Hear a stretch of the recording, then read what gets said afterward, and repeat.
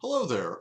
Today's class has some fun stuff. We're talking about Shakespeare's sonnets, which are undoubtedly some of the most famous poems ever written in English.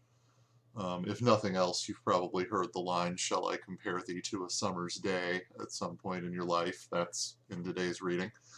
Um, so Shakespeare's sonnets are part of the sonnet tradition in English, and I put up a handout under course information that has a lot more specific information about the sonnet as a form.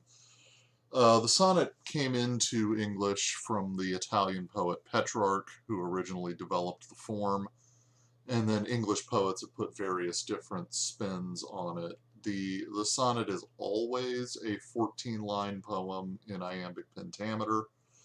Um, Generally speaking, a sonnet attempts to sort of think through a single idea that often goes in a way where there's sort of a thesis stated, often in the first 8 lines, which are sometimes called the octave. And then there is a turn that happens. Sometimes the turn happens in line 9. That's certainly almost always true in Petrarch. Shakespeare mixes it up a little bit. Sometimes you get a lot of line 9 turns, but sometimes you get line 13 turns, line 5 turns. But regardless, the turn is a moment where the idea of the poem sort of shifts in some way. It's almost like the poet will start out introducing a problem or issue of some sort, and then after the turn propose a solution or a complication. So it's a kind of rhetorical performance of an idea. Um, in Shakespeare's case, Shakespeare's twist on the sonnet form is to create a rhyme scheme that effectively divides the poem into 4 parts. There's the first 4 lines have an A-B scheme, so like 1 and 3, 2 and 4 rhyme with each other. And then there's a different scheme in 5 through 8, so CD, CD, and then yet another section in lines 9 through 12. And then the final 2 lines rhyme with each other. One nice thing about this that is part of what made Shakespeare such a great sonnet writer is this form, I think, gives him a little bit more versatility in terms of where shifts in the idea of the poem are going to happen. So Shakespeare's sonnets in general cover a few themes. The biggest theme by far is time, and even more than time, perhaps mortality. The fact that we're going to die, the people that we care about are going to die. We're going to fade out. We're going to get old. And the poem kind of takes this up as a constant problem and then looks for different ways around. You know, how do you triumph over mortality? How do you triumph over death? You might think that answer would be religious. In Shakespeare, it really is not religious. Shakespeare largely deals with 3 basic ways that in some way we can survive death, that some portion of us can go on. One way is to have children. That's particularly covered in the early sonnets. Sonnet 2, Sonnet 12 are the examples in our reading.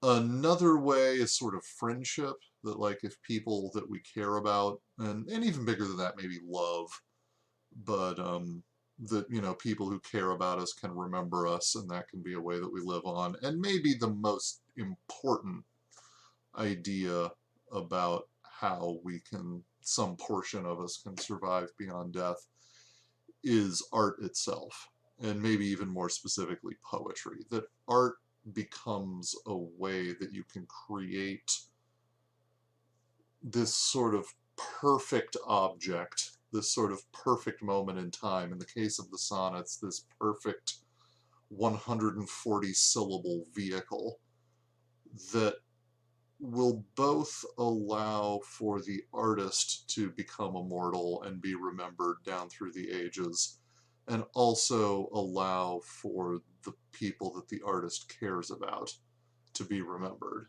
down through the ages. Which seems sort of egotistical until you consider that hey, guess what? Here we are talking about Shakespeare and the people that Shakespeare cared about more than 400 years after he wrote these poems. So, to some extent, he did kind of create something immortal when he wrote these poems. He did come up with a way to sort of get around time.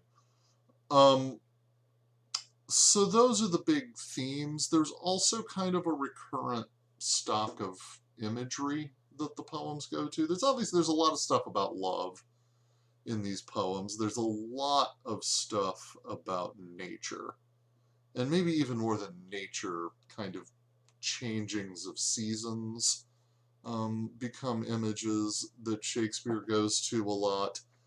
He's also, bird songs are recurrent images, also monuments, graves. I mean, those are, of course, other things that people build to remember themselves. Generally speaking, monuments and graves are brought up so that Shakespeare can say that they are less resilient against time than his poems are. So these are the general thematics that run through the poems. We don't know a lot about who the poems were written for. I mean, you'll notice that there's almost always a you or a thee in Shakespeare's sonnets. We don't know a lot. What we do know is that the first 120 or so sonnets all seem to have been written to a young man that Shakespeare knew in some way. Again, we don't really know a lot about him other than what's described in the poems. There's some indication that whoever this man was, he was relatively well born from a good family. At times, Shakespeare seems to be talking to this man in the role of sort of older advisor. Some of the poems suggest a kind of deep and intense friendship, and some of the poems suggest romantic or even sexual feelings for the man to whom these poems are dedicated. I mean, it's worth noting the most romantic poems in the sonnets are generally about this younger male figure, including Sonnet 18, Shall I Compare Thee to a Summer's Day. So those are the first 120 or so. The last 30 or so are written to a woman who's often referred to as the Dark Lady. Dark in this case meaning that she's brunette, that she's mysterious. Sonnet 130, My Mistress's Eyes Are Nothing Like the Sun, is by far the most famous of the poems dedicated to the Dark Lady. Those poems tend to be a little bit more overtly sexual and often a little bit jokier. The poems written to the young man tend to be a little bit more serious. So that's the general stuff to look for. In my second video, I'm just going to run kind of briefly through a couple of the sonnets to sort of show how you might do that. So these are the general topics to look for. Think about those topics as you're reading through the sonnets, and hopefully this will clarify it some, and we can talk about it on the message board and in class.